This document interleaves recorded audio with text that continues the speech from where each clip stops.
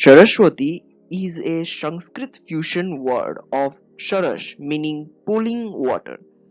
Originally associated with the river or rivers known as Saraswati, this combination therefore means she who has ponds, lakes, and pooling water, or occasionally she who possesses speech. It is also a Sanskrit composite word of Surasha Bhati, which means one with plenty of water. We always wait for the Blossom Day to enjoy.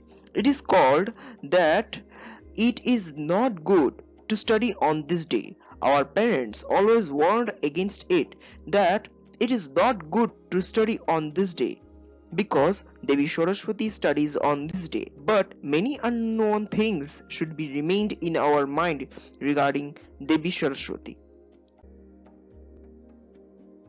The word Saraswati appears both as a reference to a river and as a significant deity in the Rigveda.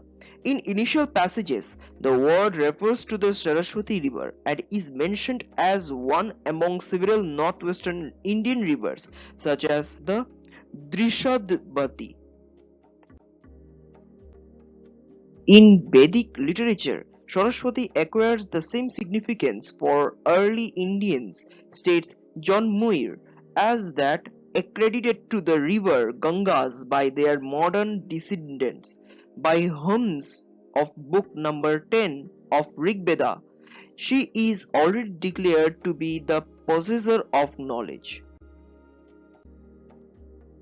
Her importance grows in Vedas, composed after Rigveda, and in Brahmans, and the word evolves in its meaning from waters that purify to that which purifies, to bhaj, speech that purifies, to knowledge that purifies, and ultimately into a spiritual concept of a goddess that embodies knowledge, arts, music, melody, muse, language, rhetoric, eloquence, creative work, and anything whose flow purifies the essence and self of a person.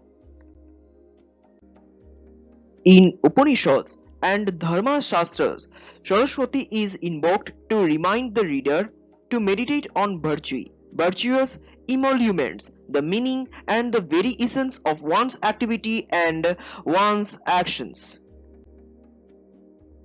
The goddess Saraswati is also known as Vidyadatri, goddess who provides knowledge, Bina Badini, goddess who plays Bina, the musical instrument held by goddess Saraswati, Pustak Dharini, goddess who carries a book, Bina Pani, goddess who carries a Bina in her hands, Hansha Bahini, goddess who sits on swan, and Bagdevi, goddess of speech. In some interpretations, Sara is translated as essence and Shabha is translated to self.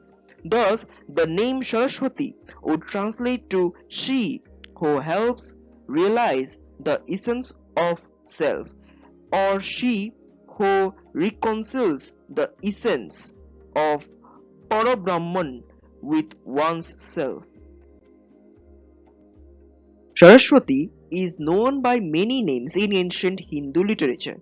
Some examples of synonyms for Saraswati include Brahmani, power of Brahma, Brahumi, goddess of sciences, Bharadi, goddess of history, Bhani and Bhachi, both referring to the flow of music or song, melodious speech, eloquent speaking respectively, Bharneshwari, goddess of letters, Kabi Jihbha who dwells on the tongue of poets.